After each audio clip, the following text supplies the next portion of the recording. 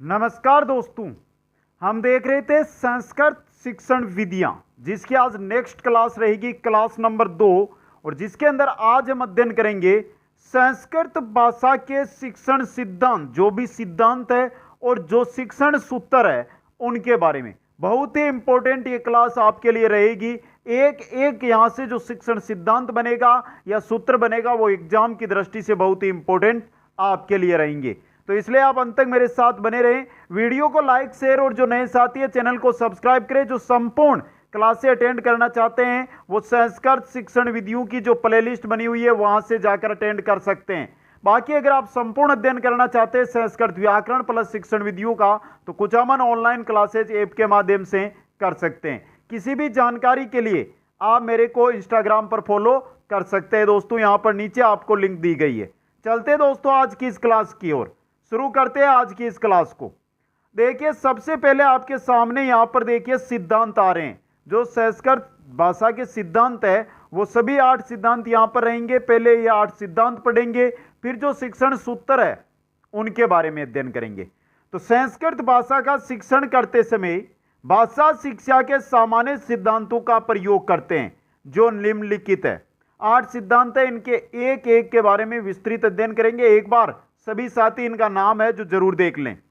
स्वाभाविकता का सिद्धांत, रुचि का सिद्धांत, क्रियाशीलता एवं अभ्यास का सिद्धांत, मौखिक कार्य का सिद्धांत, अनुपात तथा क्रम का सिद्धांत, वैयक्तिक भिन्नता का सिद्धांत, समवाय सिद्धांत और चयन तथा विभाजन का सिद्धांत। ये कुल 8 सिद्धांत है जिनके बारे में हम अध्ययन करेंगे। सबसे पहले 1 नंबर पर जो हमारे सिद्धांत आएगा वो आएगा स्वाभाविकता का सिद्धांत। दोस्तों हमारा मिशन एक है इस बार कि संस्कृत की शिक्षण विधियों के कोई सी भी टेट भर्ती की अगर आप तैयारी कर रहे हैं, 3rd ग्रेड की तैयारी कर रहे हैं और जो 10 क्वेश्चन आने वाले हैं उन 10 क्वेश्चनों में से आपका एक क्वेश्चन भी गलत नहीं होना चाहिए। इसलिए हर चीज है उसको डिटेल में यहां पर अध्ययन कर रहे हैं जिससे आपके सभी के सभी 10 क्वेश्चन तैयार हो। दोस्तों तो देखिए स्वाभाविकता का सिद्धांत होता क्या है। भाषा सीखना मानव जीवन की एक क्या है, स्वाभाविक प्रवृत्ति होती है। दोस्तों भाषा सीखना हमारे जीवन की क्या एक स्वाभाविक प्रवृत्ति है और इस प्रवृत्ति के कारण ही बालक मातृभाषा सरलता से क्या कर जाता है, सीख जाता है। इसी प्रवृत्ति के कारण जो बालक होता है वो जो मातृभाषा है उसको आसानी से सीखता है। किसी भी भाषा को सीखने व सिखाने के लिए 4 कौशलों का जो स्वाभाविक क्रम है जो हमने क्लास नंबर 1 के अंदर पढ़े थे, चारों कौशल श्रवण, भाषण, पठन, लेखन। भाषा सीखने की इस स्वाभाविक प्रवृत्ति का उपयोग संस्कृत शिक्षण में सहायक होता है। इन 4 कौशलों के माध्यम से कोई भी भाषा है उसको हम आसानी से संस्कृत के अंदर बात करें तो संस्कृत में भी सीख सकते हैं। दोस्तों अब यहां पर देखिए प्रसिद्ध भाषाविद है हेराल्ड ई पामर ने अपनी पुस्तक थी प्रिंसिपल ऑफ लैंग्वेज स्टडी में भाषा सीखने की स्वाभाविक शक्ति को ध्यान में रखते हुए लिखा था। क्या लिखा था? अधिकतर कलाओं में पारंगत होने के लिए हमें अध्ययन करने की आवश्यकता पड़ती है, अर्थात धैर्य और परिश्रम के साथ संचेत प्रयास करना पड़ता है और बुद्धि का प्रयोग करना पड़ता है। किंतु एक ऐसी सूक्ष्म कला है जिसे हम सभी बिना किसी प्रयास और बुद्धि प्रयोग के जान सकते हैं, वह है आपके बोलने की कला। दोस्तों यह कहा था हेराल्ड ई पामर ने। दोस्तों अतः संस्कृत शिक्षक का कर्तव्य है कि वह निम्न बिंदुओं का विशेष ध्यान रखें। किन किन बिंदुओं का उसको ध्यान रखना है वो देखिए मित्रों। अब स्वाभाविकता का जो सिद्धांत है उसके अंदर ये आपके 6 बिंदु है जिनका एक शिक्षक को ध्यान रखना होता है। पहला देखिए, विद्यालय में संस्कृत में ही वातावरण बनाया जाए। अगर हम संस्कृत भाषा की बात कर रहे हैं तो विद्यालय के अंदर या कक्षा के अंदर अगर आप संस्कृत की बात कर रहे हैं, संस्कृत की क्लास ले रहे हैं तो संस्कृत में संस्कृत वाला वातावरण बनाया जाए। इसके लिए दैनिक बोलचाल सरल संस्कृत वाक्यों का प्रयोग कक्षा में तथा कक्षा के बाहर किया जाए।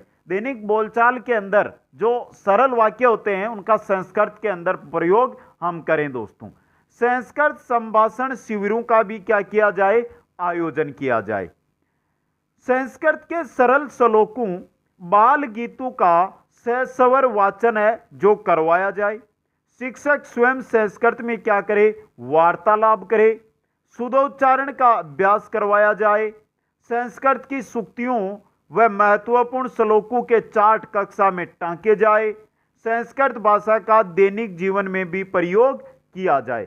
तो यह है स्वाभाविकता का सिद्धांत, जिसके अनुसार हम जिस प्रकार मातृभाषा है उसको आसानी के साथ सीख जाते हैं, स्वाभाविक रूप से सीख जाते हैं, उसी प्रकार अगर हम कक्षा के अंदर ये 6 गतिविधियों को दोहराते हैं तो हम क्या कर सकते हैं मित्रों, जो संस्कृत है उसको स्वाभाविक यानी आसानी से सीख सकते हैं। दूसरा सिद्धांत आता है रुचि का सिद्धांत दोस्तों।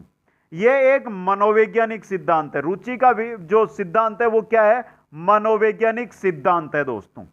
जिस विषय में छात्र की अधिक रुचि होगी वह उसे पढ़ने के लिए उतना ही अधिक प्रेरित होगा। आपका जिस कार्य को करने में रुचि होती है उस कार्य को आप क्या करते हैं, अधिक संलग्नता के साथ करते हैं दोस्तों। अगर आपको संस्कृत पढ़ने में मजा आता है तो आप सबसे अधिक समय किसको देने लग जाएंगे, संस्कृत को देने लग जाएंगे। यहां पर क्या है, संस्कृत में आपकी रुचि को दर्शाया जा रहा है दोस्तों। प्रिंसेट ने अपनी पुस्तक the principle of teaching method में कहा है कि जब तक छात्रों में सक्रिय रुचि न होगी तब तक शिक्षक सर्वोत्तम कार्य नहीं होगा। तो जब तक छात्रों के अंदर एक सक्रिय रुचि है वो कार्य नहीं करेगी तब तक शिक्षक का सर्वोत्तम कार्य संपन्न नहीं हो पाएगा दोस्तों। संस्कृत भाषा सीखने में रुचि उत्पन्न करने के लिए उसके शिक्षण को आकर्षण बनाने हेतु कुछ जो उपाय है वो आपके सामने है। तो देखिए क्या क्या उपाय है। पहला उपाय है कि दर्शे सर्वे उपकरणों का प्रयोग अपेक्षित है। इनके प्रयोग से व्याकरण जैसा नीरस विषय भी सरस व सुग्राह्य हो जाता है। पहला कि कक्षा के अंदर दर्शे और जो सर्वे उपकरण होते हैं उनका प्रयोग किया जाए। व्याकरण क्या है, एक नीरस विषय, मजा नहीं आता पढ़ने के अंदर, लेकिन अगर दर्शे और सर्वे साधनों से उसको पढ़ाया जाए तो वो भी क्या हो जाएगा, नीरस से सरस में बदल जाएगा। दूसरा देखिए, अंत्याक्षरी, वाद विवाद, भाषण, निबंध लेखन, सस्वर वाचन आदि से संबंधित पाठ्य सहगामी क्रियाओं से भी संस्कृत शिक्षण है जो क्या बन जाता है, रुचिकर बन जाता है। इन क्रियाओं के द्वारा संस्कृत के अंदर रुचि है वो उत्पन्न की जा सकती है। तीसरा देखिए, संस्कृत शिक्षण करते समय खेल के सिद्धांत को अपनाया जा सकता है। जैसे खेल में छात्रों को शब्द रूप, धातु रूप आदि कंठस्थ करवाए जाए। इसका शिक्षण छात्रों में रुचि उत्पन्न करेगा दोस्तों। चौथा है, नए पाठ को छात्रों के पूर्व ज्ञान से जोड़कर पढ़ाया जाए। पूर्व ज्ञान पर अगर हम जोड़कर नए पाठ का अध्ययन करवाएंगे तो छात्रों का रुचि उत्पन्न होना क्या हो जाएगा, स्वाभाविक हो जाएगा। पांचवा देखिए, पांचवा है इसके अंदर, पाठ में विविधता लाई जाए तथा अंत्य कथाओं और प्रसंगों द्वारा संस्कृत के प्रति छात्रों में रुचि है जो उत्पन्न की जाए। संस्कृत शिक्षण को इतिहास के प्रसंगों से जोड़कर रुचिकर बनाया जाए दोस्तों। अतः संस्कृत पढ़ने में जितनी छात्र की रुचि होनी आवश्यक है उतनी ही शिक्षक की स्वयं की रुचि भी संस्कृत पढ़ाने में होनी आवश्यक है। पहली बात, सबसे इंपॉर्टेंट बात है, शिक्षक की अगर संस्कृत पढ़ाने में रुचि नहीं है तो छात्रों की भी नहीं होगी। तो सबसे इंपॉर्टेंट बात यही है कि रुचि का सिद्धांत यही कहता है कि जितने बालकों में आप रुचि पैदा करना चाहते हैं उतनी ही रुचि किसमें होनी चाहिए, शिक्षकों में होनी चाहिए दोस्तों। चलिए तीसरे सिद्धांत की ओर। तीसरा सिद्धांत आता है क्रियाशीलता एवं अभ्यास का सिद्धांत दोस्तों। क्रियाशीलता और अभ्यास का सिद्धांत भाषा विज्ञान के साथ साथ एक कला भी है। भाषा है जो विज्ञान के साथ क्या है, कला भी है दोस्तों। किसी कला में दक्ष होने के लिए सतत अभ्यास की आवश्यकता होती है। अगर आप किसी भी कला में एक बनना चाहते हैं क्या, दक्ष, तो आपको रेगुलर अभ्यास करना पड़ेगा दोस्तों। एच पामर ने कहा कि भाषा सीखना एक स्वभाव बनाने की प्रक्रिया है। यह एक ऐसी प्रक्रिया है जिसके द्वारा हम अपनी नई आदतें बनाते हैं दोस्तों। अभ्यास के लिए महर्षि पतंजलि ने रुचि, निरंतर्य और वैराग्य 3 बातें आवश्यक बताई है। देखिए, रुचि पूर्वक क्या करना, अभ्यास करना, निरंतर अभ्यास करना, निरंतर्य यानी निरंतर अभ्यास करना, और अभ्यास में बाधक तत्वों के प्रति वैराग्य भाव रखें। पहली बात कि रुचि के साथ तो अभ्यास करें, रेगुलर अभ्यास करें, और जो बाधक तत्व है उनके प्रति क्या अपनाए आप, वैराग्य भाव अपनाए दोस्तों। यह कहा था महर्षि पतंजलि ने। आगे देखिए कॉमिनियंस ने क्या कहा। कॉमिनियंस ने कहा कि विद्यालयों में छात्रों को लिखना, लिख करके बात करना, बात करके तर्क करना सीखने दो। यह कहा था कॉमिनियंस ने। किसने कहा था, कॉमिनियंस ने दोस्तों। संस्कृत शिक्षक को चाहिए कि वह अपने शिक्षण में इस सिद्धांत का अनुकरण निम्नवत करे। किस प्रकार, देखिए यहां पर कुछ मुख्य जो है बातें बताई गई है क्रियाशीलता एवं अभ्यास के सिद्धांत की। पहली है कि कक्षा शिक्षण में संस्कृत माध्यम का ही प्रयोग किया जाए। कक्षा के अंदर जब भी क्लास संस्कृत की है तो पूरा का पूरा किस में चलना चाहिए, संस्कृत के अंदर चलना चाहिए। छात्रों को कठिन ध्वनियों तथा शब्दों का शुद्ध उच्चारण, सही वाचन करने का क्या करवाया जाए, अभ्यास करवाया जाए, क्योंकि यह अभ्यास और क्रियाशीलता का सिद्धांत है। जटिल वाक्यों के उच्चारण का भी अभ्यास करवाया जाए। जो जटिल वाक्य है उनके उच्चारण का क्या करवाया जाए, अभ्यास करवाया जाए। संस्कृत व्याकरण संबंधी अशुद्धियों को शुद्ध करवाया जाए। संस्कृत व्याकरण से संबंधी जो अशुद्धियां हैं उनको क्या करवाया जाए, अशुद्धियों को शुद्ध करवाया जाए। 5वां बिंदु है कि संस्कृत में अपने भावों की अभिव्यक्ति करने हेतु प्रेरित किया जाए। जो भी बालक है वो अपने जो भाव है उनको भी अगर वो अभिव्यक्त करते हैं तो वो किस में करे, संस्कृत की भाषा के अंदर करे। इसके लिए एक शिक्षक के द्वारा उनको अभिप्रेरित किया जाए दोस्तों। संस्कृत में उक्तियों तथा मुहावरों का ज्ञान करवाया जाए। संस्कृत के अंदर जो भी युक्तियां, सुक्तियां, मुहावरे हैं इनका ज्ञान करवाया जाए। जो संस्कृत में पद्य है उसका सस्वर वाचन करवाने का भी क्या करवाया जाए, अभ्यास करवाया जाए।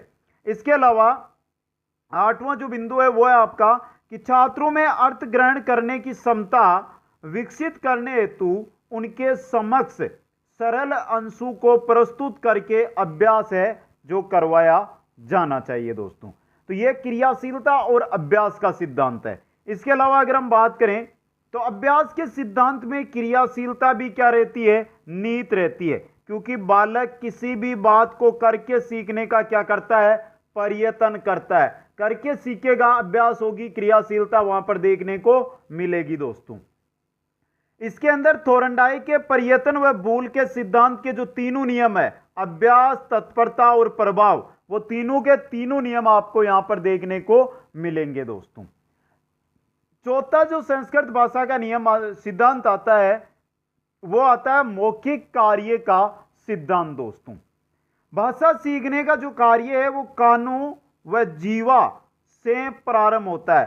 कान के द्वारा और जीवा यानी जीभ के द्वारा मौखिक यानी भाषा सीखने का जो कार्य है वो प्रारंभ होता है दोस्तों। शेषवा अवस्था से ही बालक पहले भाषा को सुनता है, फिर अनुकरण कर उसे बोलने का क्या करता है, प्रयास करता है दोस्तों। संस्कृत भाषा शिक्षण में भी पहले मौखिक कार्य करवाया जाए, तत्पश्चात क्या करवाया जाए, लिखित कार्य करवाया जाए दोस्तों।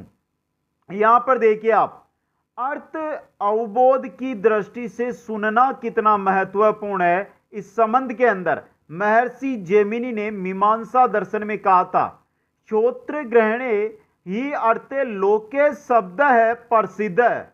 अर्थात संसार में शब्द का अर्थ सुनने से ही ग्रहण किया जाता है। संसार के अंदर जो शब्द है उसका अर्थ सुनने से ही क्या किया जाता है, ग्रहण किया जाता है। इसी प्रकार ऋग्वेद के ऐतरेय उपनिषद है उसमें मुख द्वारा बोलने के विषय में क्या कहा गया है कि अग्निवाक्य भूत्वा मुखम प्रविशित है। अर्थात अग्नि ने वाणी का रूप धारण करके मुख में क्या किया है, प्रवेश किया है दोस्तों। संस्कृत में आरंभ में वार्तालाप व मौखिक कार्य करवाना चाहिए। तो हम मौखिक कार्य का सिद्धांत देख रहे हैं। तो संस्कृत जब हम पढ़ाना शुरू करते हैं बालकों को, तो उनको वार्तालाप करवाया जाए, उनको मौखिक कार्य वो करवाया जाना चाहिए दोस्तों। इसके अलावा संस्कृत में श्लोकों की एक एक पंक्ति को लय पूर्वक सुनाकर व बोलकर छात्रों को सामूहिक अनुवाचन करने का भी क्या करवाना चाहिए, अभ्यास करवाया जाए। श्लोक पाठ, अंत्याक्षरी आदि प्रतियोगिताएं आयोजित की जाए। हमारे प्राचीन आचार्यों ने भी ज्ञान की प्राप्ति के साधनों में श्रवण को प्रथम स्थान दिया है दोस्तों। पहले श्रवण, फिर मनन, तत्पश्चात निधि ध्यान करने से मनुष्य ज्ञानी बनता है दोस्तों। तो यह है मौखिक कार्य का सिद्धांत। पांचवा जो सिद्धांत आता है वो आता है अनुपात तथा कर्म का सिद्धांत। अनुपात तथा कर्म का सिद्धांत दोस्तों। संस्कृत भाषा शिक्षण के विभिन्न उद्देश्यों में उचित अनुपात रखा जाए। अनुपात जो संस्कृत के उद्देश्य है, संस्कृत भाषा शिक्षण के उद्देश्य हैं, उनमें एक क्रम हो, एक अनुपात उनके अंदर रखना चाहिए दोस्तों। साथ ही उद्देश्यों पर क्रम अनुसार बल भी दिया जाए दोस्तों। यहां पर देखिए कि प्रारंभिक स्तर पर मौखिक कार्य पर अधिक बल दिया जाए। प्रारंभिक जो स्तर होता है उस समय मौखिक कार्य पर क्या देना चाहिए, अधिक बल देना चाहिए। जबकि माध्यमिक स्तर पर पाठ्य पुस्तक और उसके आधार पर व्याकरण का क्या करवाना चाहिए, ज्ञान करवाना चाहिए माध्यमिक स्तर पर। उच्च स्तर की हम बात करें तो वहां पर तुलनात्मक अध्ययन, अनुवाद, रचना कार्य आदि करवाया जाए। तो प्रारंभिक स्तर, माध्यमिक स्तर और उच्च स्तर तीनों पर अनुपात और क्रम का क्या है जो सामंजस्य है वो यहां पर आपको बताया गया है दोस्तों। आगे देखिए इस सिद्धांत के अंदर, आगे इस सिद्धांत में है कि संस्कृत के विभिन्न उद्देश्यों की प्राप्ति के लिए हमें निम्न बिंदुओं पर ध्यान देना चाहिए। देखिए पहला है मौखिक कार्य अधिकाधिक करवाया जाए, शुद्ध उच्चारण का अभ्यास करवाया जाए, छात्रों के शब्द भंडार में वृद्धि की जाए, श्लोकों को कंठस्थ करवाया जाए, छात्रों को सस्वर वाचन, विराम चिन्हों, भाव सहित वाचन करने का अभ्यास करवाया जाए, शुद्ध लेखन का अवसर प्रदान किया जाए, व्याकरण के ज्ञान को परिपुष्ट किया जाए। इसके अलावा अनुवाद एवं रचना का कार्य करवाया जाए दोस्तों। तो यह है अनुपात तथा क्रम। एक अनुपात में, एक क्रम में बालकों को संस्कृत का जो संस्कृत भाषा है इसका अध्ययन करवाना चाहिए दोस्तों। छठवां सिद्धांत आता है जो आता है आपके व्यक्तिक भिन्नता का सिद्धांत दोस्तों। यहां पर देखिए समस्त छात्रों की भाषाई योग्यता समान नहीं होती है। प्रत्येक छात्र एक दूसरे से क्या होता है, भाषा के अंदर भिन्न होता है, अलग होता है दोस्तों। छात्रों का पूर्ण ज्ञान, मानसिक योग्यता, उच्चारण, वाणी आदि संस्कृत भाषा सीखने को क्या करती है, प्रभावित करती है। जो छात्रों का ज्ञान है, पहले का ज्ञान, पूर्ण ज्ञान, पूर्व का ज्ञान, या जो उनकी योग्यता है, मानसिक योग्यता, उनके उच्चारण करने की क्षमता, उनकी वाणी, ये सभी है जो संस्कृत भाषा को सीखने को क्या करती है, प्रभावित करती है दोस्तों। भाषा क्या है, एक कौशल है और इस पर अधिकार अभी जो इस पर आपका भाषा है, इस पर जो अधिकार है वो व्यक्तिगत क्षमता के आधार पर क्या है, संभव होता है दोस्तों। यहां पर देखिए भाषा अभ्यास की उत्कंठा एवं भाषा प्रकृति की जिज्ञासा सब में समान नहीं होती है। अध्यापक को हमेशा व्यक्तिक भिन्नता के सिद्धांत को ध्यान में रखकर ही क्या देनी चाहिए, शिक्षा देनी चाहिए। यह नहीं कि एक जो प्रतिभाशाली बालक है उसी के अकॉर्डिंग सभी को संस्कृत भाषा का अध्ययन करवा दे, क्योंकि सभी में व्यक्तिक भिन्नता मिलती है वहां पर। सातवां जो सिद्धांत आता है हमारे, वो आता है समवाय सिद्धांत दोस्तों। इस सिद्धांत के अनुसार संस्कृत शिक्षक अपने शिक्षण को रोचक बनाने के लिए विषय वस्तु व कक्षा के स्तरानुसार विविध सिद्धांतों के सकारात्मक पक्षों को प्रयोग में लाता है। जैसे देखिए तो किसी श्लोक को पढ़ाते समय तत्व संबंधी कवि ग्रंथ का नाम, प्रसंग, संदर्भ आदि की जानकारी देते हुए भौगोलिक परिस्थिति, ऐतिहासिक पृष्ठभूमि, अंतः कथा आदि पर प्रकाश डालता हुआ छात्रों के व्याकरणिक ज्ञान को क्या करता है, पुष्ट करता है। तो समवाय का मतलब है कि संस्कृत शिक्षक है जो अपने शिक्षण को रोचक बनाने के लिए विषय वस्तु और कक्षा का जो स्तर है उसके विविध जो सिद्धांत के सकारात्मक पक्ष है उनका भी क्या करता है, वो ज्ञान देता है। पढ़ा तो एक श्लोक रहा है, एक पद्य भाग रहे पढ़ा रहा है, लेकिन ये किसने बनाया, कब बनाया, इसकी व्याकरणिक पृष्ठभूमि, जो भी व्याकरणिक या जो भी यहां पर शब्द है उसकी व्याकरणिक पृष्ठभूमि बताता है, ये सभी उसके ज्ञान देता है। इसमें पाठ्य सहगामी क्रियाओं, दर्शे सर्वे उपकरणों का भी प्रयोग करते हुए विषय को रोचक बनाने का प्रयास है जो किया जाता है। किसमें, समवाय सिद्धांत के अंदर दोस्तों। यह था आपका समवाय सिद्धांत दोस्तों। आठवां और अंतिम जो हमारा सिद्धांत है वो है आपका चयन तथा विभाजन का सिद्धांत। इसके बाद आपके संस्कृत भाषा के शिक्षण सूत्र आ जाएंगे। चयन तथा विभाजन का सिद्धांत, संस्कृत शिक्षक निर्धारित पाठ्यक्रम में से पाठों का चयन पर्वों, उत्सवों, मुख्य दिवसों, ऋतुओं के आधार पर क्या कर सकता है दोस्तों। पाठ को इकाइयों में विभाजित करते समय विषय वस्तु की संबद्धता, जटिलता व सरलता को ध्यान में रखा जाए। संस्कृत शिक्षण में विशेषतः जो कथा शिक्षण है को एक इकाई में पढ़ाने का क्या किया जाए, प्रयास किया जाए।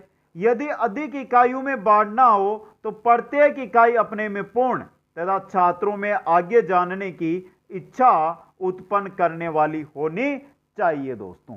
तो यह है संस्कृत भाषा के 8 सिद्धांत जो मैंने आपको बता दिए। अब हम चलते हैं सूत्रों की ओर। ज्ञात से अज्ञात, स्थूल से सूक्ष्म, सरल से कठिन, आगमन से निगमन, उन सूत्रों की ओर। तो यहां पर देखिए संस्कृत भाषा के शिक्षण सूत्र। अपने शिक्षण को सरल तथा सुग्राह्य बनाने के लिए हर्बर्ट स्पेंसर तथा कोमिनियस जैसे महान शिक्षा शास्त्रियों ने अपने अपने अनुभवों तथा निर्णयों को सूत्र रूप में क्या किया, प्रकट किया। शिक्षण सूत्र वे सरल मार्ग है जिनसे शिक्षक अपने शिक्षण को सफल बनाता है। शिक्षण के सूत्र एक सरल मार्ग होता है जिसके द्वारा एक शिक्षक क्या करता है, शिक्षण कार्य को सफल करता है।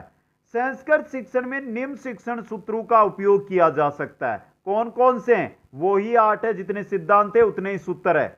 ज्ञात से अज्ञात की ओर, स्थूल से सूक्ष्म की ओर, सरल से कठिन की ओर, पूर्ण से अंश की ओर, विश्लेषण से संश्लेषण की ओर, आगमन से निगमन की ओर, अनिश्चित से निश्चित की ओर और ज्ञानेंद्रियों के द्वारा शिक्षण दोस्तों।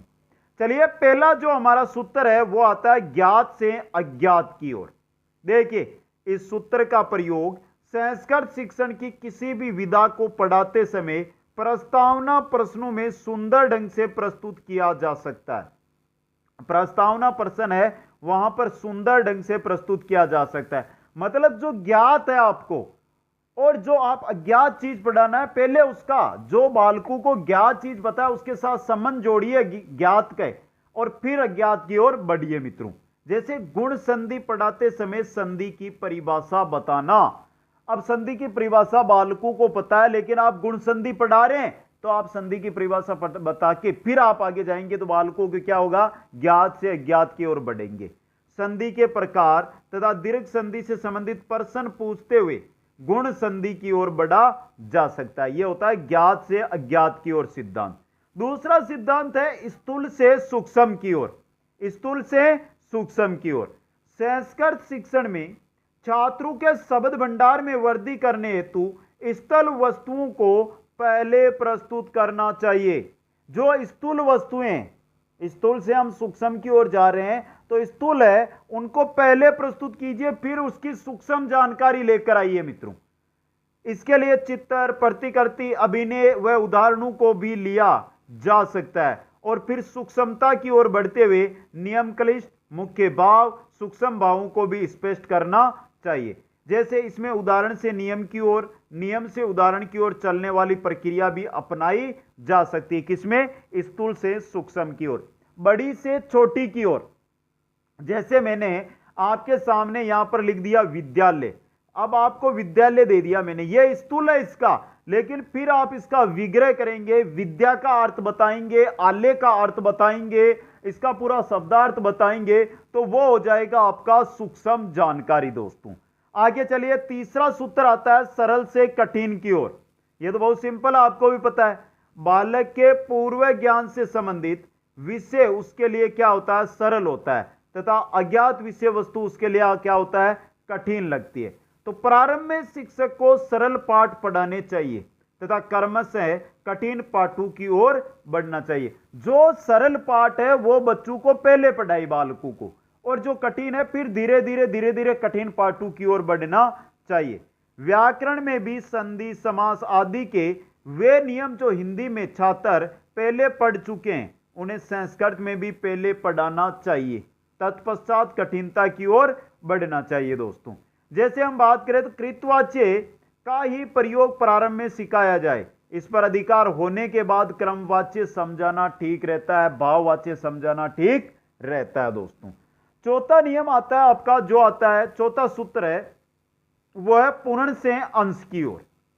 संस्कृत शिक्षण में व्याकरण तथा कथा शिक्षण करते समय यह शिक्षण सूत्र अत्यंत आवश्यक है। व्याकरण का और कथा का शिक्षण करते समय संस्कृत में यह सूत्र चाहिए, पूर्ण से अंश की ओर। दोस्तों इस सूत्र छात्रों के समक्ष रख दिया जाता है, यह सूत्र है रख दिया जाता है। जैसे हम बात करें, अक्क है, सवर्ण है, दीर्घा, इसके बाद अक्क में कौन कौन से वर्ण आते हैं, सवर्ण वर्ण किन्हें कहते हैं, इन सब अंशों को अलग अलग समझाया जाए।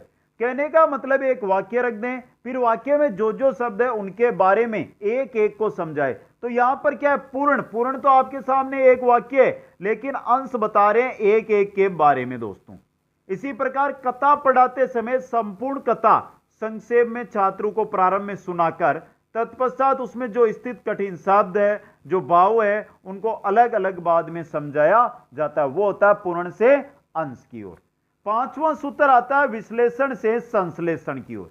यह सूत्र पूर्ण से अंश की ओर ही चलता है, यह सूत्र पूर्ण से अंश की ओर, विश्लेषण से संश्लेषण दोस्तों का क्या है, पूरक है। दोस्तों इसमें अलग अलग करके उदाहरण को छात्रों के क्या रखा जाता है, समक्ष रखा जाता है। जैसे संधि विच्छेद, समास विग्रह, शब्दों की उत्पत्ति जैसे मूल धातु, प्रत्यय, उपसर्ग आदि अलग अलग करवाकर बाद में उनके संश्लेषण की प्रक्रिया को अपनाया जाता है। इस प्रकार मातृभाषा से संस्कृत में अनुवाद करवाते समय प्रत्येक शब्द की संस्कृत बनाने के बाद संपूर्ण वाक्य है जो अनुवादित करवाया जाता है। एक वाक्य दे दिया आपको मातृभाषा में, फिर बोला संस्कृत में, पहले क्या किया जाएगा, जो वाक्य है उसमें एक एक शब्द को आपको संस्कृत में बताया जाएगा, फिर एक साथ उसको क्या किया जाएगा, संश्लेषित, यानी कि एक साथ उसको संस्कृत में बना दिया जाएगा। यह है विश्लेषण से संश्लेषण की ओर। छठवां जो सूत्र आता है वो आता है आपके आगमन से निगमन की ओर, उदाहरण से नियम की ओर। समझ लो सीधा सा, यह शिक्षण सूत्र संस्कृत में व्याकरण शिक्षण करते समय अत्यंत उपयोगी है, व्याकरण के लिए उपयोगी सूत्र है। इसमें आगमन से आग से उदाहरणों का प्रस्तुतिकरण, निगमन का आज से है नियम की ओर गमन। निगमन यानी नियम, आगमन यानी उदाहरण। अभ्यास करवाने के लिए शिक्षक पुनः उदाहरण छात्रों के समक्ष प्रस्तुत करता है तथा छात्र सीखे गए नियमानुसार उन्हें क्या करते हैं, समझते हैं। दोस्तों इस सूत्र से व्याकरण जैसा नीरस विषय भी सरस हो जाता है, आगमन से निगमन की ओर से। सातवां जो सूत्र आता है वो आता है अनिश्चित से निश्चित की ओर। प्रारंभिक स्तर पर छात्रों को कंठस्थ करवाने पर क्या दिया जाता है, अधिक बल दिया जाता है। धीरे धीरे कंठस्थ की गई विषय वस्तु के नाम को सुदृढ़ करने के लिए उसकी संरचना का ज्ञान करवाया जाता है। जो कंठस्थ करवाइए उस विषय की जो संरचना है उसका हम ज्ञान करवाते हैं। जैसे हम बात करें कि पट धातु के रूप लट लकार में पटती पटत पटंती रूप चलते हैं, किंतु स्ता धातु के रूप स्ताति स्तात स्तांति के स्थान पर क्या चलते हैं, तिष्ठति तिष्ठत तिष्ठन्ति चलते हैं। ये रूप चलते हैं ना मित्रों, क्योंकि स्ता धातु तिष्ठ के रूप में, दर्शे धातु पश्य के रूप में चलते हैं और भविष्य काल में भी इनके रूपों में क्या हो जाता है, परिवर्तन हो जाता है। तो शुरू में तो हमने पट धातु के रूप लटा दिए, उनको रटा दिए ना, कंठस्थ करवा दिए, लेकिन फिर जब स्ता की बात आई, जब यहां पर दर्शे की बात आई, तो ये क्या किया हमने, उनको संरचना है उसका ज्ञान करवाया। दोस्तों और आठवां सूत्र आपका है वो है ज्ञानेंद्रियों के द्वारा शिक्षण। दोस्तों किसी भी विषय वस्तु को सीखने में जितनी अधिक ज्ञानेंद्रियों का उपयोग किया जाता है उतना ही अधिगम क्या होता है, स्थायी होता है। अगर आप कोई बात सीख रहे हैं, अध्ययन कर रहे हैं संस्कृत का, तो जितना आप ज्ञानेंद्रियों का उपयोग करेंगे वो आपके स्थायित्व में रहेगा ज्ञान दोस्तों। कानों से बार बार ध्वनियों को सुनने से, जीवा द्वारा उन ध्वनियों को दोहराने से, नेत्रों द्वारा शब्द समूह को पहचानने से, हाथ द्वारा सुंदर व शुद्ध लेख के अभ्यास से शिक्षक को बालकों के संस्कृत ज्ञान को सुदृढ़ करना चाहिए दोस्तों। तो आज की जो संस्कृत जो हमारी शिक्षण विधियों की क्लास थी, जिसमें हमने संस्कृत भाषा के शिक्षण सिद्धांत थे 8 वो, और उसके बाद हमने 8 जो संस्कृत भाषा के सूत्र है उनका अध्ययन किया। कमेंट करके बता दो मित्रों क्लास कैसी लगी। बाकी क्लास 1 नंबर है और आने वाली क्लासें आपको प्लेलिस्ट के अंदर मिल जाएगी दोस्तों। आप सभी को बहुत बहुत धन्यवाद। जय हिंद, जय भारत।